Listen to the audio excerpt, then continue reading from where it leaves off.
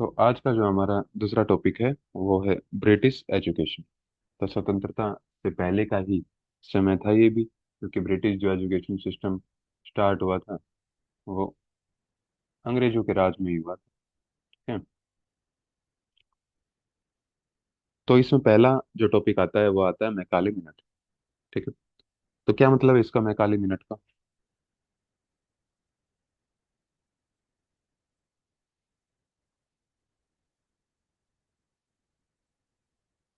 इस शब्द से आप दो तीन चीजें निकाल सकते हो। ठीक है। पहली चीज तो ये नाम है एक।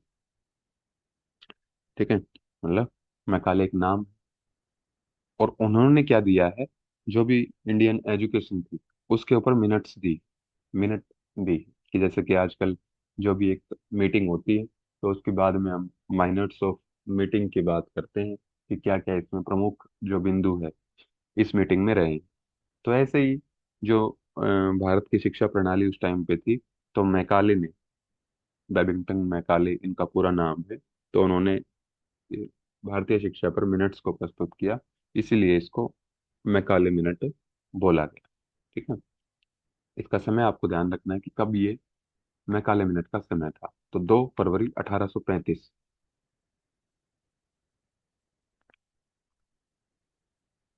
2 फरवरी याद रखना चाहो तो रख भी सकते हो, लेकिन 1835 आपको ध्यान होना चाहिए। पूरा याद रख लोगे तो और अच्छा। ब्रिटिश इतिहासकार और राजनीतिज्ञ थॉमस बेबिंगटन मैकाले ने अपना भारतीय शिक्षा पर मिनट प्रस्तुत किया, जिसको मैकाले मिनट बोला गया।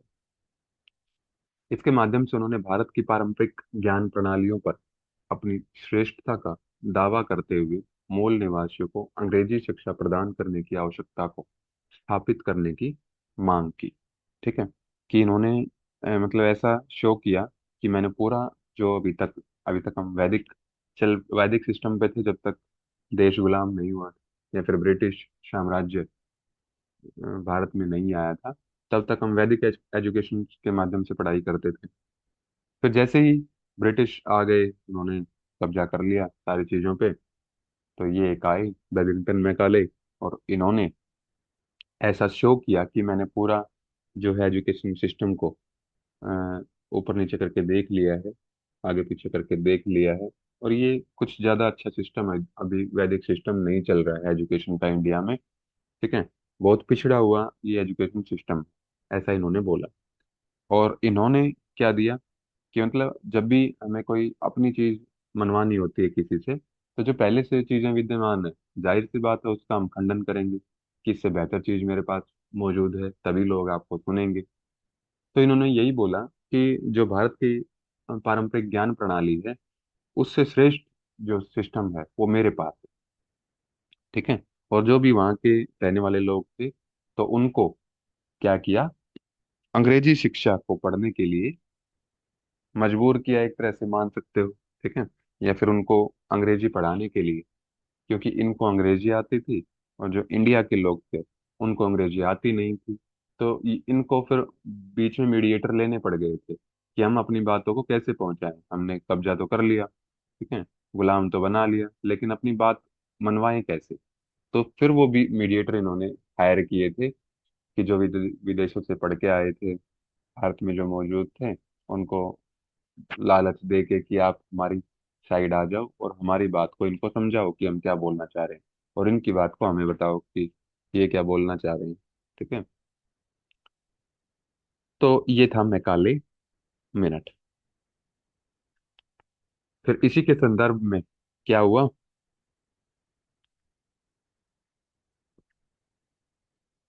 English education act 1835। तो 1835 में जो इसने मैकाले ने, वेलिंगटन मैकाले ने अपना मिनट प्रस्तुत किया था, तो उसको एक एक्ट का रूप दे दिया गया, अधिनियम बना दिया गया। तो यह भारतीय परिषद का एक विधायी अधिनियम था, जिसने 1835 में ब्रिटिश इंडिया कंपनी के तत्कालीन governor general Lord William Bentinck द्वारा शिक्षा और साहित्य पर खर्च के लिए ब्रिटिश संसद द्वारा आवश्यक धनराशि को पुनः आवंटित करने के निर्णय को प्रभावी बनाया। ठीक है। यानी कि बेसिकली रूल जो था क्या कि जब अंग्रेजों ने कब्जा कर लिया तो उसके बाद जो शिक्षण के संस्थान थे तो वो इन्होंने अपने कब्जे में ले लिए वो भी। तो शिक्षण के संस्थान में टीचर्स होते हैं, उनकी सैलरी लगती है। तो अपना एक इन्होंने बजट बनाया कि हम ये इतना जो भी उनकी कॉस्ट कटिंग थी या फिर जो भी चीजें थी वो करके कि हम इतना अभी हमारे राज्य में ये चलेगा। और जब 1835 में ये मैकाले मिनट आ गया, इन्होंने प्रस्तुत कर दिया, इंग्लिश पढ़ाने का प्रस्ताव पारित कर दिया, तो उसके बाद ये अधिनियम बना दिया। और इस रूल बुक में क्या लिखा गया कि जो भी खर्चा हम करते हैं पढ़ाई के ऊपर, उसको दोबारा से रिव्यू करके और दोबारा से उसका आवंटन किया गया। दोबारा से उसको क्या किया गया, विभाजित किया गया, अलग अलग रीएलोकेट किया गया उन फंड्स को जो शिक्षण के क्षेत्र में अंग्रेज सरकार, ब्रिटिश सरकार प्रोवाइड करवाती थी। ठीक है। तो ये था 1835 का इंग्लिश एजुकेशन एक्ट। इसमें इंग्लिश भाषा को, अंग्रेजी भाषा को कंपलसरी करना का एक प्रावधान था, और जो भी फंड्स थे उनको दोबारा से आवंटित करने का निर्णय। इसमें ये दो चीजें थी। और किसने इसको लागू किया? Lord William Bentinck. तो दो इसमें पॉइंट्स आपको ये ध्यान रखने हैं जो हाईलाइट है पहले। फिर इसके बाद आता है वुड्स डिस्पैच, वुड का प्रेषण। तो क्या है वुड का? ये भी एक क्या थे, गवर्नर जनरल थे ब्रिटिश सरकार में। तो अब हम पहुंच गए हैं 1854 में। 1854 में उन्होंने भारत के तत्कालीन गवर्नर जनरल लॉर्ड डलहौजी को एक संदेश भेजा। क्या संदेश भेजा? वुड के डिस्पैच में सुझाव दिया गया किस, ठीक है, संदेश भेजा किसने? वुड ने भेजा। तो वुड को जो संदेश भेजा, तो हम डिस्पैच करवाते हैं आज भी, पोस्ट ऑफिस में जाते हैं तो हमें कोई चिट्ठी या फिर कोई कागज पत्री भेजनी होती है तो हम उसको हम डिस्पैच करवाते हैं, डिस्पैच नंबर आपको मिलता है। तो ऐसे ही उस समय पर भी 1854 की अगर बात करें तो वुड ने उस टाइम पे जो गवर्नर जनरल थे लॉर्ड डलहौजी, उनको एक पत्र भेजा जिसको बोला गया वुड डिस्पैच।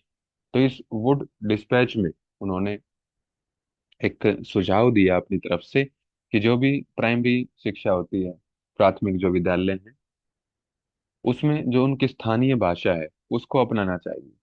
ठीक है, बजाय कि इंग्लिश के। स्थानीय भाषा में वो जल्दी सीख पाएंगी, या फिर हम अपनी बात को जो भी हमारे रूल्स एंड रेगुलेशन है वो उनकी स्थानीय भाषा में और उनको आसानी से समझा सकते हैं। ठीक है। प्रेषण के माध्यम से उन्होंने यह भी सुझाव दिया कि हाई स्कूल एंग्लो वर्नाकुलर माध्यम का उपयोग करे और कॉलेज स्तर की शिक्षा के लिए अंग्रेजी माध्यम होना चाहिए। कि जो प्राइमरी एजुकेशन के लिए तो उन्होंने बोल दिया। ठीक है। ये पूछा जाता है ये कि जब भी हम बात करेंगे प्राइमरी एजुकेशन की, तो उसमें वुड डिस्पैच ने क्या बोला था? उसने बोला था स्थानीय भाषा का इस्तेमाल करो।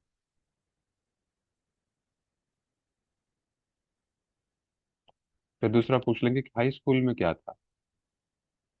हाई स्कूल के लिए उन्होंने बोला एंग्लो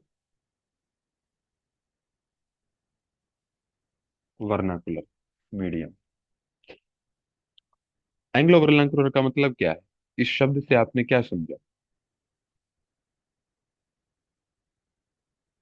आया कुछ समझ में? हाँ जी केशव। रेंगलों को तो शायद मतलब वो होता है कि जो बाहर से आके भारत में बसे हुए हैं। अच्छा। और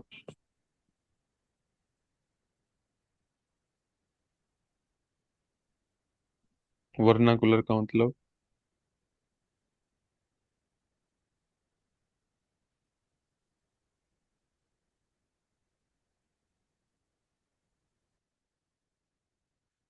एंग्लो का मतलब होता है अंग्रेजी, इंग्लिश। और वर्नाकुलर का मतलब होता है कि स्थानीय भाषा। ठीक है, लोकल लैंग्वेज। तो यहाँ पर क्या था, बस स्थानीय भाषा का इस्तेमाल प्राइमरी स्तर पर किया जाता है। फिर हाई स्कूल में स्थानीय भाषा आप ले लो साथ में, लेकिन इंग्लिश भी पढ़नी पड़ेगी साथ में। और जैसे ही कॉलेज लेवल पर पहुंचे, तो स्थानीय भाषा को बिल्कुल हटा दिया गया और केवल इंग्लिश रह गई। यहाँ पर क्या है, इंग्लिश प्लस में स्थानीय भाषा दोनों। ठीक है, तो ये इसका मतलब है। तो ये नोट कर लेना, अगर नोट नहीं किया है तो, क्योंकि मैं तो हटाऊंगा इसको अभी।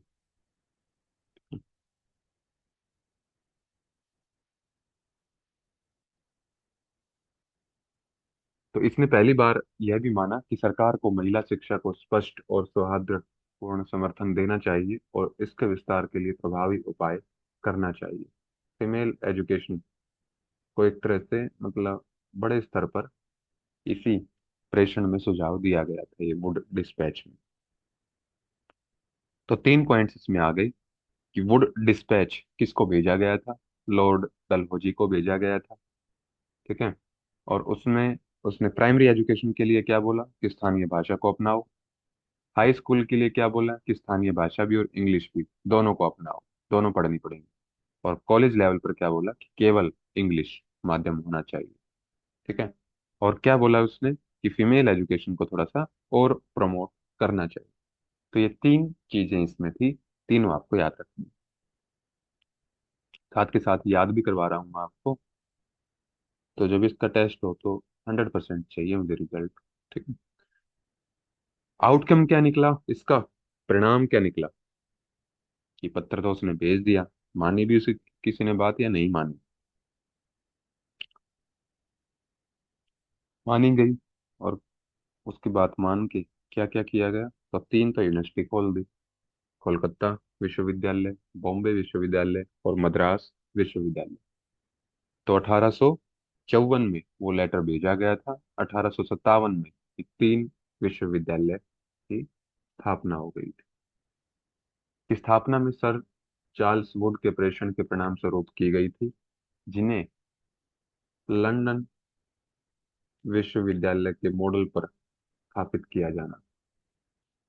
और ये 3 विश्वविद्यालय बनेंगे कैसे, जैसे लंदन यूनिवर्सिटी बनी हुई, उसी मॉडल के आधार पर ये 3 विश्वविद्यालय बनाए गए। ठीक है, इन विश्वविद्यालयों की स्थापना भारत के गवर्नर जनरल लॉर्ड कैनिंग के दौरान की गई थी, जब ये गवर्नर थे। ठीक है, पत्र तो भेजा था इन्होंने किसको, लॉर्ड डलोजी को, चार्ल्स वुड ने।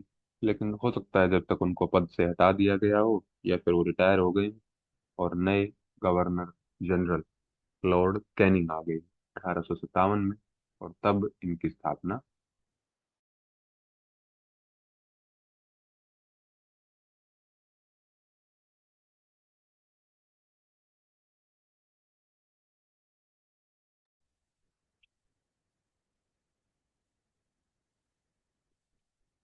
तो इसके तुरंत बाद पंजाब लाहौर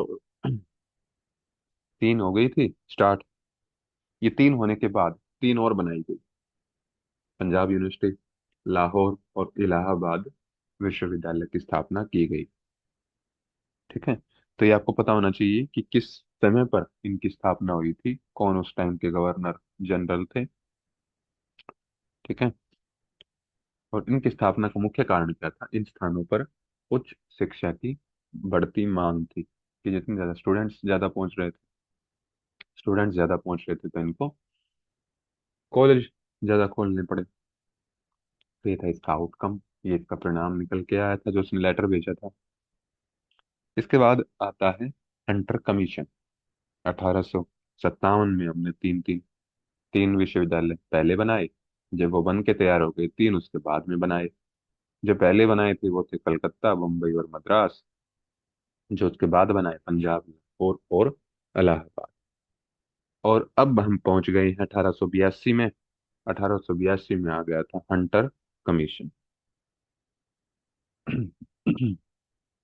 तो क्या है हंटर कमीशन, तो एक कमीशन बनाया गया, कमीशन यानी कि एक कमेटी बनाई गई थी। और इस कमेटी के जो मुख्य थे, मतलब ये मुख्य मतलब जब इसके प्रधान मान लो, चेयरमैन मान लो इस कमेटी के, वो थे विलियम हंटर। इसीलिए इस कमेटी का नाम हंटर कमीशन रखा गया।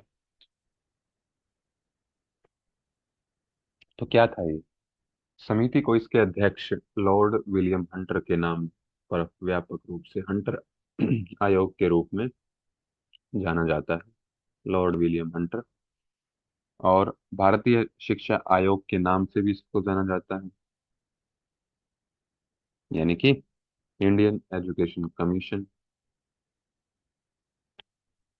हंटर शिक्षा आयोग 1854 के वुड डिस्पैच के कार्यान्वयन न होने की शिकायतों की जांच करने के उद्देश्य से एक ऐतिहासिक आयोग था। क्या मतलब है इसका? कि जो भी वुड ने जो लेटर लिखा था, डिस्पैच था ये वुड का डिस्पैच, तो उसमें क्या क्या चीजें उसने बोली थी? उसने बोली थी कि एक तो क्या हो, प्राइमरी में तो स्थानीय भाषा को अपनाया जाए, हाई स्कूल में इंग्लिश और स्थानीय भाषा दोनों को इस्तेमाल किया जाए, और कॉलेज लेवल पर केवल इंग्लिश को पढ़ाया जाए। फिर एक इसने फीमेल एजुकेशन के, महिला शिक्षा पर जोर देने की बात कही थी वुड ने। तो और क्या था, उस टाइम के गवर्नर जनरल लॉर्ड डलहौजी थे। तो जो हंटर कमीशन था, ये इसी पर्पज से के साथ बनाया गया कि जो भी उस वुड के डिस्पैच में जितने भी उसने सुझाव दिए थे, तो वो इम्प्लीमेंट क्यों नहीं हुए। तो किसी ने शिकायत की होगी कि जो वो लेटर आया था वो किसी ने बात मानी नहीं है वो। तो उस शिकायत के एवज में या फिर शिकायत के प्रति उत्तर में ये कमेटी का गठन किया गया कि जांच करो, क्या कहाँ पर गड़बड़ रही, क्यों नहीं मानी उसकी बात। ठीक है। तो तब ये कमीशन बनाया गया था। इसने उच्च शिक्षा में निजी उद्यम की भागीदारी की अनुशंसा की, कि जो भी पहले तो सरकारें चलाती थी, ठीक है, जो भी एजुकेशनल संस्थान थे, सरकार पहले इनको कंडक्ट करवाती थी। लेकिन पहली बार हंटर कमीशन में ये बोला गया कि जो प्राइवेटाइजेशन है उसको शिक्षा में बढ़ावा देना चाहिए, या फिर उसमें प्राइवेट सेक्टर की भी इसमें भागीदारी होनी चाहिए। पहली बार हंटर कमीशन में ये बात आई थी। और इस बात का कितना नेगेटिव इम्पैक्ट आज के समय पर हम भुगत रहे हैं, ये आप सभी को पता ही है, ठीक है। कि ये प्रस्ताव हंटर कमीशन में नहीं आता, तो ऐसा नहीं है कि बाद में कोई आता नहीं, बाद में भी आ सकता था, लेकिन शुरुआत यहाँ से अब हुई है, तो इनको ही ब्लेम देंगे हम तो ये था आपका हंटर कमीशन। इसमें जो भी पॉइंट्स आपको ध्यान रखने हैं कि वुड डिस्पैच के में जो जो सुझाव थे वो लागू नहीं हो पाए थे, तो किसी ने शिकायत की तो ये हंटर कमीशन बनाया गया, एक कमेटी का गठन किया गया, कमेटी के चेयरमैन बनाए गए विलियम हंटर, और इसीलिए उस कमेटी का नाम हंटर कमीशन रखा गया, हंटर आयोग रखा गया। और ये एक भारतीय शिक्षा आयोग भी है, इंडियन एजुकेशन कमीशन भी इसको बोला जाता है, ठीक है। और प्राइवेट एजुकेशन को इसने प्रमोट किया। तो ये था हंटर कमीशन। इसके बाद आता है इंडियन यूनिवर्सिटीज कमीशन 1902, भारतीय विश्वविद्यालय आयोग 1902। ये क्या चक्कर है? तो 1902 है ये, ठीक है। तो भारतीय विश्वविद्यालय अधिनियम 1902 में भारत के वायसराय लॉर्ड कर्जन के निर्देश पर नियुक्त एक निकाय था। निकाय क्या होता है?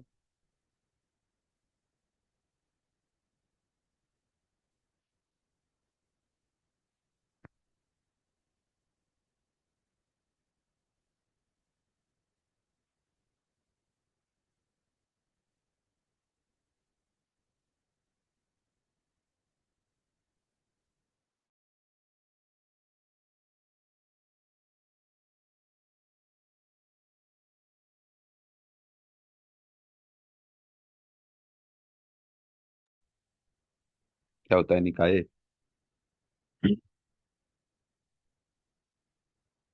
तो लॉर्ड कर्जन के निर्देश पर नियुक्त एक निकाय था। एक तरह से मान सकते हो कि जैसे आयोग होता है वैसे था। ठीक है। तो जिसका उद्देश्य भारत में विश्वविद्यालय शिक्षा में सुधार के लिए सिफारिशें करना था। ठीक है। इनके अकॉर्डिंग सुधार, हमारी पहले अच्छी थी, इन्होंने खराब कर दी, और खराब करके अब सुधार की बात कर रहे हैं। तो लॉर्ड कर्जन उस टाइम के वायसराय थे। ये नाम भी आपको ध्यान रखना है, भारतीय विश्वविद्यालय अधिनियम। ये कब बना था? 1902 में। और उद्देश्य क्या था इसका? कि जो भी उस टाइम पे शिक्षा प्रणाली है या फिर शिक्षा व्यवस्था है, उसमें सुधार करना। इस आयोग का नेतृत्व कानून सदस्य थॉमस रैले ने किया। लॉ मेंबर थे ये, थॉमस रैले। इन्होंने इस कमीशन का क्या किया? नेतृत्व किया, लीड किया इस। उन्होंने इंपीरियल लाइब्रेरी की भी स्थापना की। तो ये पूछ लेते हैं कि इंपीरियल लाइब्रेरी की स्थापना किसने की है? तो थॉमस रैले ने की है, जो कि एक लॉ मेंबर थे, कानून सदस्य थे। हैमिल्टन को एक टेलीग्राम में उन्होंने 6 स्थायी सदस्यों के साथ भारतीय विश्वविद्यालय आयोग नियुक्त करने का प्रस्ताव रखा। तो इन्होंने एक टेलीग्राम भेजा। जैसे चिट्ठी पत्र होते हैं ऐसे टेलीग्राम होते थे पहले। हैमिल्टन को एक टेलीग्राम भेजा इन्होंने, किन्होंने? थॉमस रैले ने। और इसने उसमें प्रपोज किया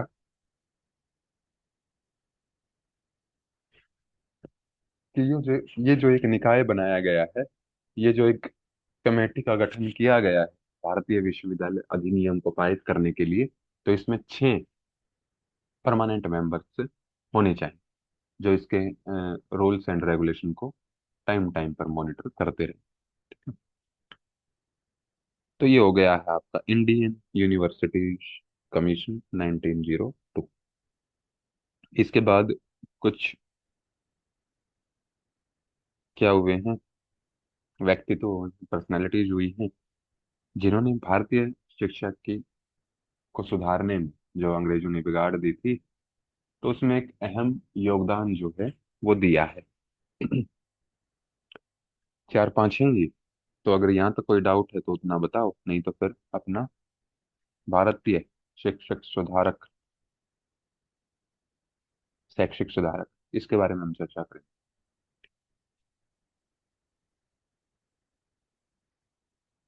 नहीं है? ठीक है। तो पहले आते हैं इसमें कि इंडियन एजुकेशनल रिफॉर्मर्स, के जिन्होंने थोड़ा सा, जो भी उस टाइम पे शिक्षा प्रणाली चल रही थी, तो उसमें थोड़ा सा रिफॉर्म किया उसको। जो ढांचा था थोड़ा सा वो गड़बड़ा गया था, तो उसको ठीक करने का इन्होंने प्रयास किया। तो पहले आते हैं राजा राम मोहन राय। तो ब्रह्म समाज पहले भारतीय सामाजिक धार्मिक सुधार आंदोलनों में से एक था। ठीक है।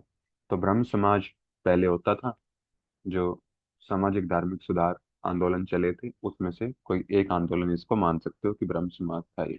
उसके संस्थापक थे राजा राम मोहन राय। एक महान विद्वान और एक स्वतंत्र विचारक थे ये। ठीक है। इंडिपेंडेंट थिंकर थे। वह एक धार्मिक और समाज सुधारक थे, और उन्हें आधुनिक भारत के पिता के रूप में जाना जाता है। फादर ऑफ मॉडर्न इंडिया इनको बोला जाता है। ठीक है। तो ये ध्यान रखनी है बात आपको। किया क्या इन्होंने? उन्होंने भारतीयों को अंग्रेजी में पश्चिमी वैज्ञानिक शिक्षा देने के लिए कई स्कूल खोले। कि जो भी ब्रिटिश सरकार ने इंग्लिश मीडियम लागू कर ही दिया था, नियम भी बनाई दिए थे कि पढ़ना ही पड़ेगा इंग्लिश। तो इन्होंने क्या किया? कई स्कूल खोले हैं जो अंग्रेजी शिक्षा, जो भी पाश्चात्य वैज्ञानिक शिक्षा है, उसमें पढ़ाई करवाएंगे इंग्लिश में।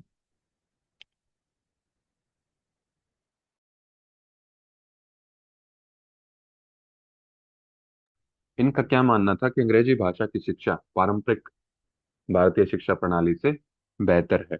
मतलब जो हम संस्कृत में पहले पढ़ाई करते थे, इनका क्या मानना था कि वो ज्यादा अच्छी है, नहीं उससे ज्यादा अच्छी कौन सी है जो हम इंग्लिश में पढ़ाई करते हैं। ठीक है।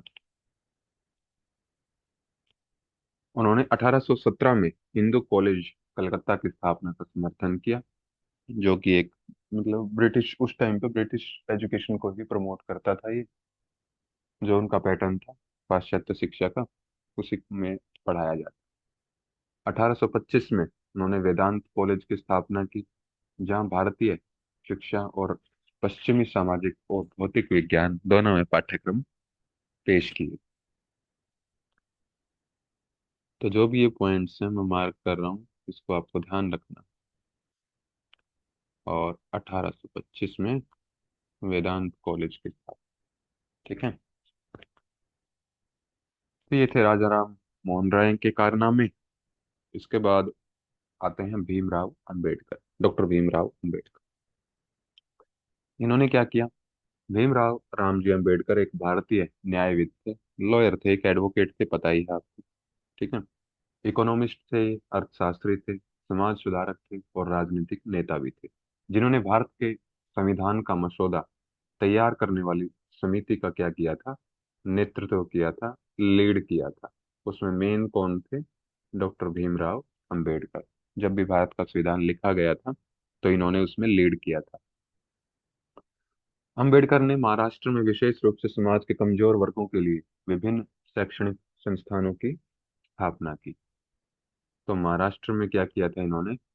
जो भी समझा समाज के कमजोर वर्ग या फिर पिछड़ा वर्ग भी मान सकते हो, तो उनके लिए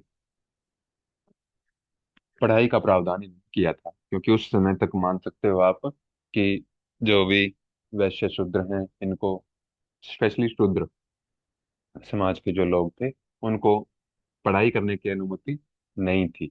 वो अधिकार मान सकते हो कि भारत के संविधान में या फिर इन्होंने ही दिलाया था।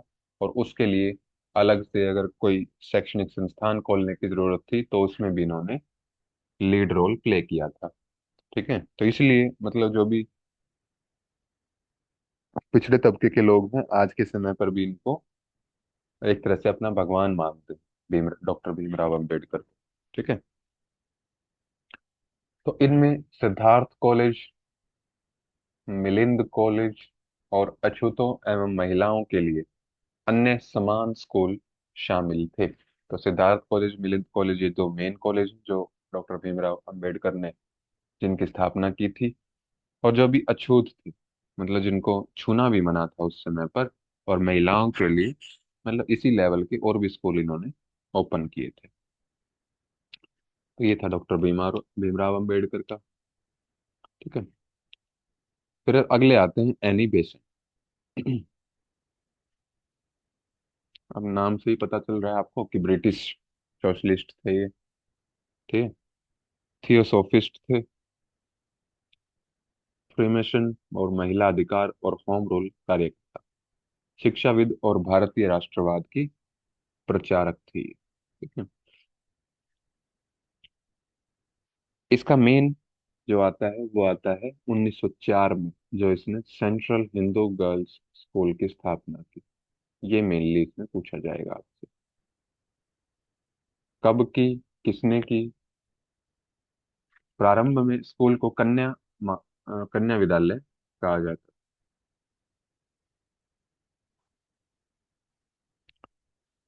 तो 1904 में डॉक्टर एनी बेसेंट ने क्या किया? सेंट्रल हिंदू गर्ल्स स्कूल की स्थापना की 1904 में, और इसी को कन्या विद्यालय भी बोला गया। और क्या किया इन्होंने? तो अंबेडकर ने बनारस में स्वतंत्रता से पहले धार्मिक और नैतिक शिक्षा देने के उद्देश्य से हिंदू कॉलेज की स्थापना की।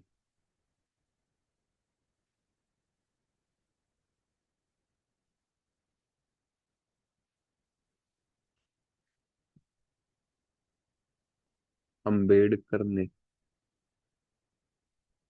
एनी बेसेंट ने की है ये, ठीक है, उन्हीं का हम पढ़ रहे हैं।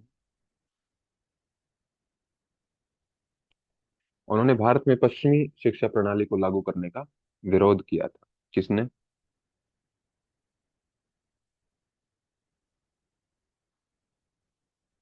एनी बेसेंट ने। ब्रिटिश से थी, लेकिन इसने विरोध किया था उस चीज का।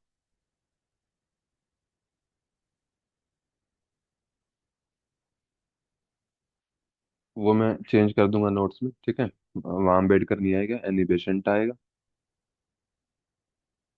फिर लास्ट इसमें आपका टॉपिक आता है बैथ्यून कॉलेज। ये जो सुधारक थे ये कंप्लीट हो गए हैं हमारे। अब एक छोटा सा इसमें ब्रिटिश एजुकेशन सिस्टम में बैथ्यून कॉलेज का एक जिक्र आता है, जो कि कलकत्ता में था, और महिला कॉलेज था ये। ठीक है। ऐसा बोला जाता है कि जो सबसे प्राचीन महिला कॉलेज है वो बैथ्यून कॉलेज ही है। इसकी शुरुआत कब हुई थी? तो लगभग